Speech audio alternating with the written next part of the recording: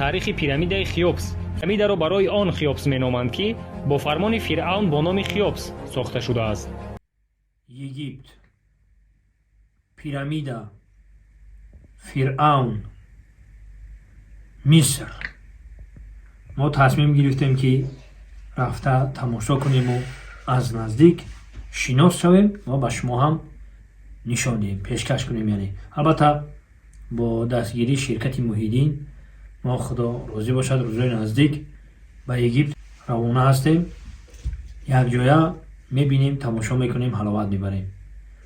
ма ҷое ки шумо дидаен ё ки ҷое ки надиден, нарма дар комментария бинависем. албатта ки ма мерам, ҷое ки надидем якҷоя тамошо мекунем. зинда бошед. фиръавни лаим нишаста дар тахти зарин, нурсози худо нони ҷавин мехоҳад. ин пирамида дар 7 мӯъҷизаи дунёӣ дохил мешавад, ки то имрӯз боқӣ мондааст. пирамидаи Хеопс тақрибан 4 миллион тонн вазн, 146 метр баландӣ ва 4500 сол мешавад, ки вуҷуд дорад. ба ақидаи олимон пирамидаи Хеопс тақрибан дар 20 сол сохта шудааст. айни замон тамоми инсоният як савол медиҳад: чӣ хел ва чӣ гуна 4500 сол пеш, ки ягон техника вуҷуд надошт, дар давоми 20 сол ин пирамидаро сохтанд?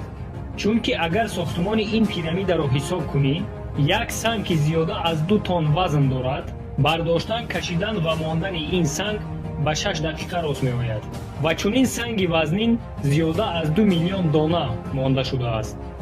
агар мондани ин санг аз 6 дақиқа зиёд вақт мегирифт, сохтмончиён дар давоми 20 сол ин сохтмонро тамом карда наметавонистанд.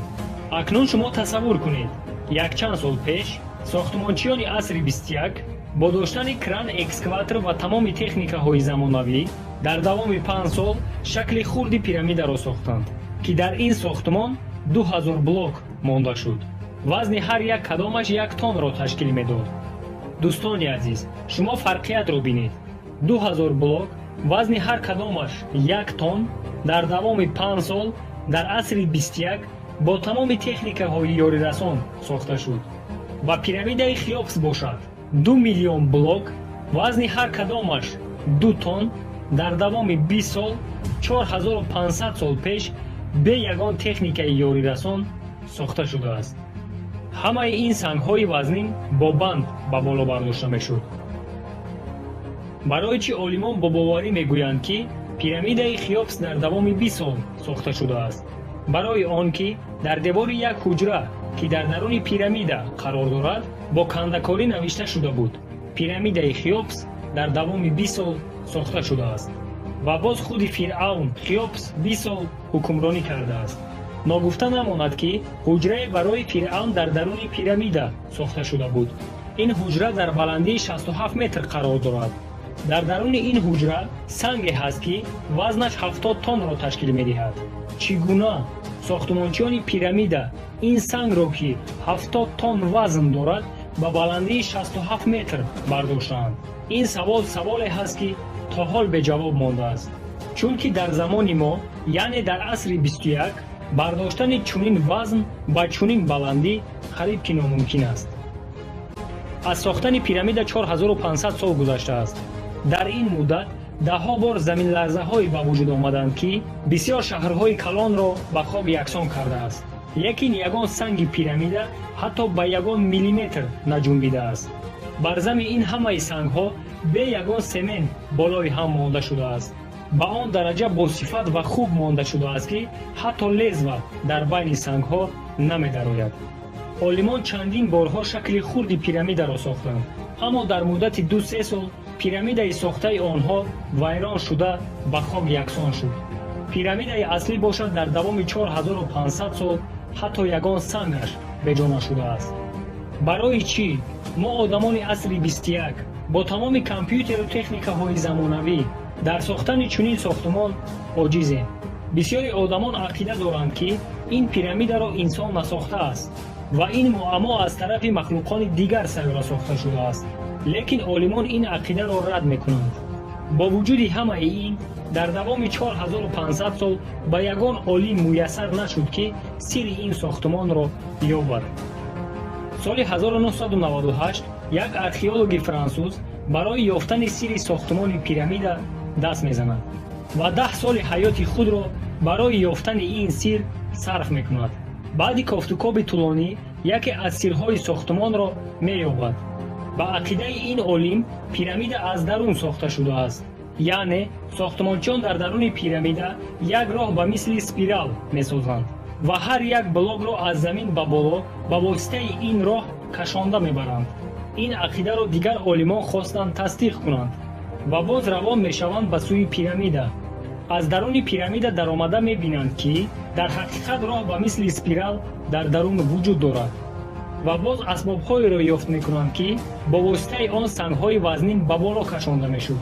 ман намедонам бо забони тоҷикӣ ин асбобро чӣ ном мегиранд, лекин бо забони русӣ саласка мегӯянд.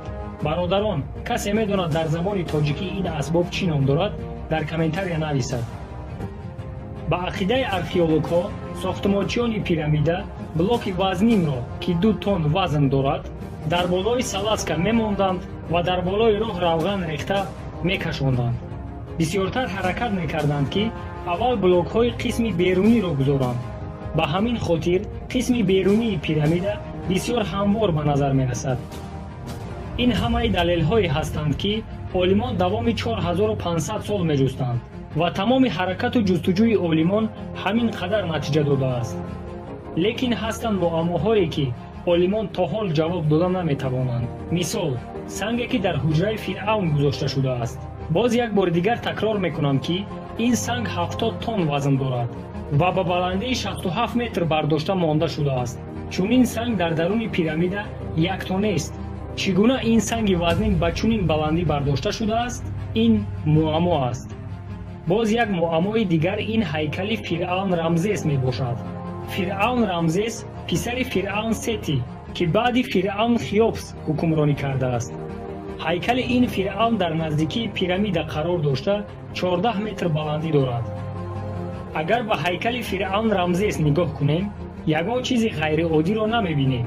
лекин аз тарафи профессионалӣ нигоҳ кунӣ, ин ҳайкал бисёр ба дараҷаи олӣ сохта шудааст. дар ягон ҷои рӯи ҳайкал ягон хати зиётӣ нест. ба он дараҷа ҳамвор ва бехато сохта шудааст ки дар замони мо, яъне дар асри 21, нест одаме ки бе ёрии асбобҳои ҳозиразамон чунин кандакорӣ кунад. ин буд муаммоҳое ки то имрӯз ягон олим ва ягон сохтмончӣ ҷавоб дода наметавонад.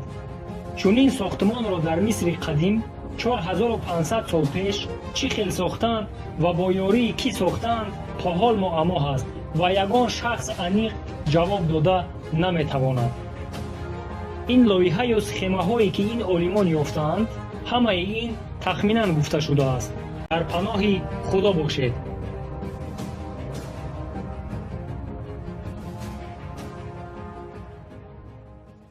дӯстони азиз, ногуфта намонад ки сарпарасти кулли ин сафари мо ширкати Муҳиддин аст. ширкати Муҳиддин хиёл мекунем ки ҳамат медонем. барои гузаштани граница марҳамат дар ин рақамо занг бизанед. касоне ки дар ғарибиянд, дар шаҳри Москваанд, офисон метро Водный стадион, марҳамат дар ин рақамо занг бизанед барои гузаштани граница. боқӣ сарбаланду хунобод бошед.